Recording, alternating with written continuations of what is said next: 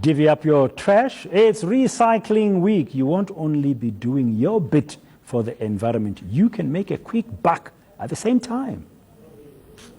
Many of us don't think twice about what we put in our rubbish bins or consider what happens to the dirt afterwards.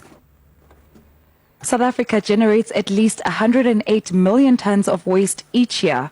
Most of it ends up in landfills. But we're rapidly running out of space. Households can ease the burden by recycling.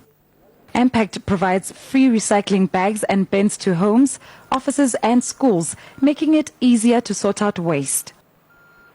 We get anything from newspapers to magazines to papers to boxes to plastic containers or your milk cartons. So we actually separate the material according to the different grades. That's when, after that, we bale it and then send it off to our mills. That's where they process it and actually make new paper from there. It's quite easy to recycle, but very few homes actually do it. We can do so much more as a country. The material is out there.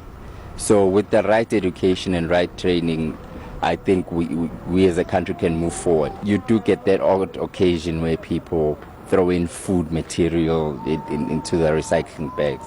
It causes a bit of a concern because it makes it difficult when the paper is now contaminated or wet. And with several buyback centers around the country, you can earn some money from your waste. Recycling, it creates well over 100,000 jobs in South Africa alone. So, you know, in terms of unemployment, it helps in that regard. Government says with residents' help, the amount of recyclable material going to landfills can be reduced by 70% in the next decade. Lindwe Sitole, Pretoria.